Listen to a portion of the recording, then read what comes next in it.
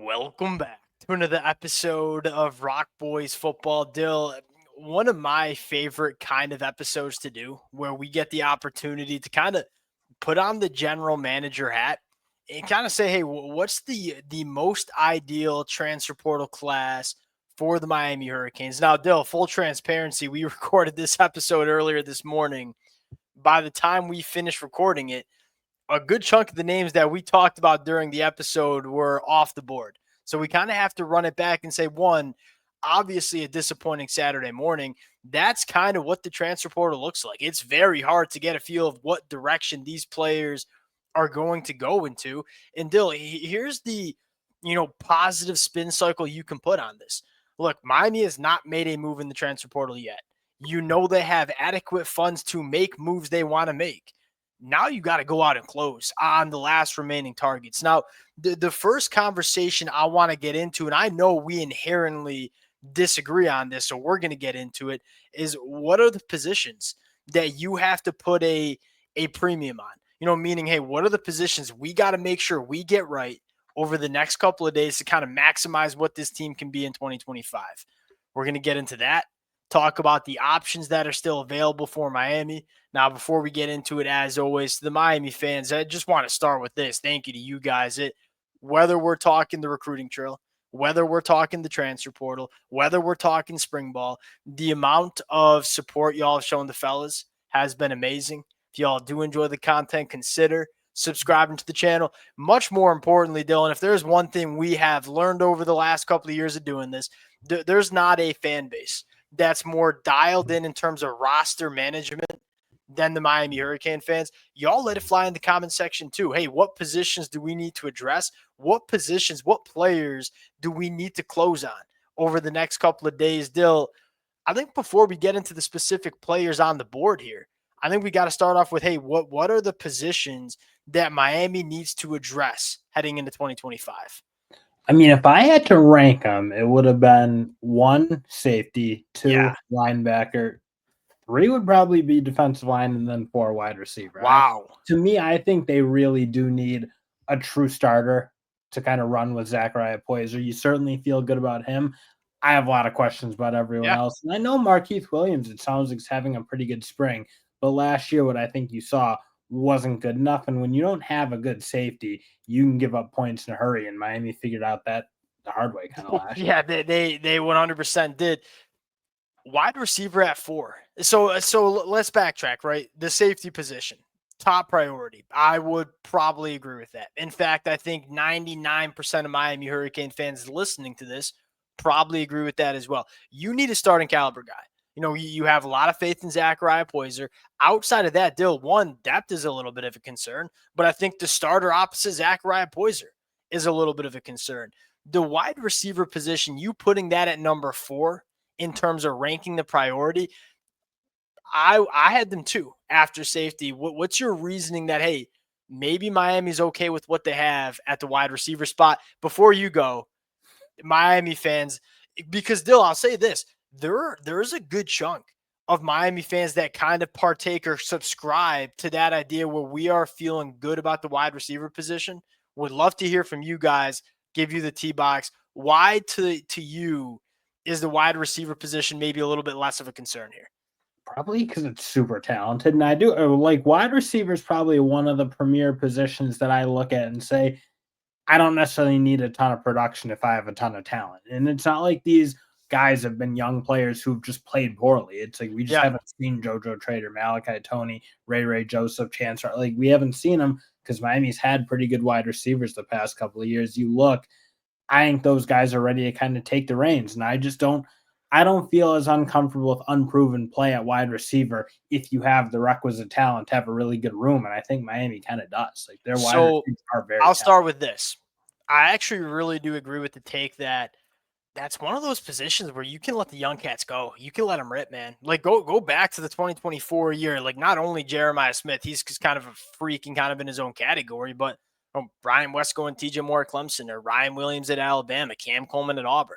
Like you've seen pretty consistently over the last couple of years that young pass catchers can make a difference early on in their career. And if there's And especially if you have enough, and I think Miami has enough. It's like if they only had one guy who I was like, oh, that's a super talent, then I'd have some questions. But they have a fairly deep bench of talent in that wide receiver room. I don't know how deep it is, but I would say there's a decent amount of guys. I mean, you're looking at a 2 deep, but I don't know what the 3 deep is going to look like. I will say Oh this. no, I don't mean it's deep, but they have a lot of talented players. They again, they don't have a super deep room. It's not like a 3 deep, but like they have 2 deep of guys who I think have the talent to be Yeah, really but that's where I struggle is like when it's only a 2 deep of guys and a lot of guys haven't like I mean talking Malachi, Tony, Dalen Upshaw, Joshua Moore, they haven't played a snap of college football, and that's like 50% of your 2 deep. You have Night Carr. I mean, we got to add Night Carr back into this conversation, but he's a guy that hasn't played much college football at all either. To me, I get, and here's one thing we learned out of spring practice, Dylan. The wide receivers are legit. Like Malachi, Tony, Jay, these aren't guys that were quiet in spring practice and we don't know what we have. Like these guys sounded like they were college ready during spring practice. The one thing I'll say is I just want one more piece of experience. You know, it's just outside of CJ Daniels, there's not a guy that has consistently performed at the collegiate ranks, and you went out and got aggressive to land Carson Beck, which I'm a massive, massive fan of. You look at Carson Beck, what's really important to his success is having playmakers on the outside. When he had him at Georgia in 2023, he was really damn good, one of the better quarterbacks in the country. When he didn't have it as much in 2024, the production dipped. You want to protect your investment. And I think the best way to do that is add one more wide receiver to the room. Dill, here's the interesting conversation. There's kind of one that you're really eyeing, right? Ted Hurst going back to Georgia State, Jabor Payne going to Penn State. Those were 2 top options. Number 1, Keelan Marion. And look, I might just have to admit I'm an idiot here and just be like, hey, I'm sitting in my basement. Didn't you just give me the whole spiel about production? It's not like we have a ton of production from Keelan Marion. Talent, yeah, yes. For wide receiver production, very limited. But he's played. I don't see how he adds a ton to this Miami room because they have talent in the wide receiver room already. Well, he adds experience. He's going into his 5th year. He's a JUCO guy that's going into his 5th year at the FBS levels. Like that to me means something. And he's a guy that you can kind of throw into a lot of different situations. You put him on the boundary, put him in the slot, dynamic with the football in his hands. Look, I'm a little bit lower on Keelan Marion. The guy was much higher on a guy like Jabor Pena, but maybe I just have to respect that. Look, there's a reason. There's a lot of programs going after him. There's a reason the Miami Hurricanes are going after him the way they are. Maybe I'm just wrong about Keelan Marion, and maybe there's a little bit more juice to this kid's game that I haven't seen. This seems to be the top option for Miami, and Dill, like I'd be a fan of it because we need some experience in this room. Now, here's the other name that I think you got to talk about, right? You've seen the buzz. Now, he hasn't made it to campus yet, but you've seen the buzz, Hakeem Williams. I never say no to these kind of players. You know, the Miami Hurricane fans who've been rocking with the fellas for a while know I like to bet on size speed. I prefer Keelan Marion much over Hakeem Williams because, like you said, we have the talent in the room. We just don't have a ton of proven production. Well, Hakeem Williams is just another talented body that doesn't have a ton of proven production. I'd rather get a guy that I kind of know what I'm getting. And to me, that's probably Keelan Marion. Although I'd be lying if I said I wasn't excited if Hakeem Williams did end up coming to Miami. Yeah, Hakeem Williams would, but I just think this whole conversation to me kind of circles back to like, do I really feel that different if Miami gets another wide receiver if they don't going into that year? I personally don't. Again, I think enough young talent in that room. I also think you're probably selling the tight end position a little bit short. Okay, fair. What type of flexibility you can probably get out of both Bauman and Lofton. Like I think Bauman, you sleep on a little bit. I think he's another guy who can split out and has the athleticism to play, not on the boundary necessarily, but play that jumbo slot role. Elijah Lofton certainly has the athletic ability to do that as well. So I just think you have enough in the room. I don't know what adding a wide receiver at this point does for this Miami team. I just don't think it changes them that much. Okay, so we'll probably agree to disagree on that. I will say this though, and I think you're right, and this kind of gets lost in the conversation. Don't forget about the tight ends. You know, when you're talking about pass catchers, it's easy for your mind to gravitate to the wide receiver. And Dill, I know you're an Alex Bowman guy. You ain't gonna find a bigger Elijah Lofton fan than me. I think he has the chance to be one of the best tight ends in the country. So, like, when you're having this, do we have enough around Carson Beck? It's one, all right, who are his favorite targets historically in that Georgia offense? Them tight ends. you do have a pretty dang solid tight end room. And I'll mention this: the freshmen that came in too, they can play coming out of spring practice as well. So the tight end position does make you feel better about the pass catchers in general. Dill, number two, it has to be the safeties, right? I think there's an obvious name. Well, the safety's got to be number Yeah. one. Oh, sorry. Yeah. Sorry. Number one, AJ. Like, if you ask any Miami fan that I think follows this program pretty closely, it's we want to get at least one safety, maybe two, but we need one of them to be starting quality. AJ Halsey's that guy. I mean, this is a guy that right when he hit the portal, I was like, Miami is going to come calling. They did pretty much immediately. This is a must get for Miami at this point because you look at this roster, and I agree with you. A lot of boxes checked, man. You just got to make sure that you have that last starting safety checked, and AJ Halsey would do that now. And another interesting name is Gregory Smith. Now, I'll say this. AJ Halsey's the priority. You kind of got to try to do everything you can to get him to come to Miami in 2025. Would love to see Gregory Smith come too. Not because I want him to start in 2025. I think he might need another year. Dude, this kid's ceiling is high and played a lot of football for Florida down the stretch. You kind of trying to replace that young talent in the room in Zaquan. Gregory Smith makes a lot of sense for me here. Yeah, and that's why, again, I think you got kind of a twofold issue a little bit if you're Miami. I don't, again, with Zaquan leaving, you don't have that pipeline that you probably want as full as you have it at some other positions, but also, I mean, why it's such a high priority, the safety spot in general, is just because they do need that proven starter. Yep. They need a very high impact player. So, I mean, AJ Halsey to me really changes what I think about this Miami team in general. Gregory Smith is more of like a long-term program building kind of get that you just want to have a pretty deep roster of talent at as many positions as you can. So last two positions, linebacker, interior defensive line. Miami's going after a depth running back. Jamar from North Dakota State, I like a lot. We'll see. Like, we knew it was going to be hard for Miami to get a running back three, behind Jordan Lyle and Mark Fletcher, such a loaded room.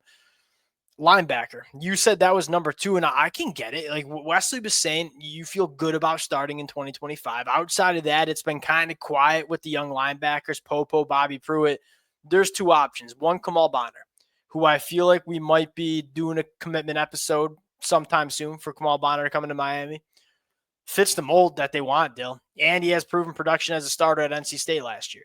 3 years of eligibility. He's only getting better as a football player going into 2025. Miami has really coveted these kind of linebackers. Like, Kamal Bonner ain't a massive linebacker, but he's got a lot of range. He's got a lot of athleticism, can run, chase, and tackle. This one would make a lot of sense, Dill, to me. Dude, does this not make a ton of sense? Well, because Torrey he brings something that Miami I don't think really has. Because Wesley Visain's the only real linebacker I think you've seen really pretty steady play from for the past couple of years. But he's a little bit more of a rangy, I don't want to say hybrid safety, but like he's much more of an athletic, not exactly an in the box thumper, if you will. But here's my opinion though with that, and this is not an anti-Mohamed Torrey take because I'm a Big Ten guy and I've watched this guy play a lot of good Big Ten football. That big thumping linebacker is such an overrated position in this era of college football. Well, I don't know about that. I mean, you still need guys who can take blocks on and be physical in the box. Like you can't just be like a what is that? A Preston something from Louisville. That's the guy who's kind of coming to my mind. He went to the Bills. Like, yeah, you can't be a 260-pound linebacker anymore. That's for about Preston Smith. That is the most insane. That's that linebacker. No more. You can't have that anymore. Nobody knows. You can certainly have Mohamed Torrey because again, he's a big physical player. He does take on blocks much better than I think anyone in this Miami linebacker room. But also, I look at his ability to function in the Corey Heatherman zone scheme. I'm pretty comfortable with his profile, and I think they do need that 240-pound-ish linebacker who can be a little bit more physical because I just don't think Miami really has it. Fair enough. That was the most insane pull there. It's been a while since you've had a 260-pound linebacker. I was trying to think of one. Torrey's not 260. He's solid 235. I'm saying that's why that type of linebacker is gone. You have big physical linebackers who are good enough in space, and I do think Mohamed Torrey is that. And Miami doesn't have that on the roster right now. Okay, I the reason I think he's a great linebacker. Who was his linebacker coach when he had 93 tackles, 10 TFLs? It was Corey Heatherman at Rutgers in 2023. Like this one, just it when I woke up to this news and I said that, man, this makes so much sense. And I don't know if you take both of them, and so I don't hate if you just take Kamal Bonner, but I really do think it's worth giving Muhammad Torre a call here. Last position is on the interior of the defensive line, and Dill, I don't know how big of a like need this is. Like Miami was maybe going after Dontre Robinson, was maybe going to go after Bernard Gooden from USF. I think you just need a depth piece here. Like, look, Justin Scott, David Blay, and Mod Moten, like those are your dogs. Artavius Jones hopefully can come along and give you 15 quality snaps a game. It sounds like Donta Simpson going to give you quality snaps a game. I think the last one you're looking for is just another depth piece that you trust to play 10 to 15 snaps. Probably Boise State defensive lineman Braxton Felly.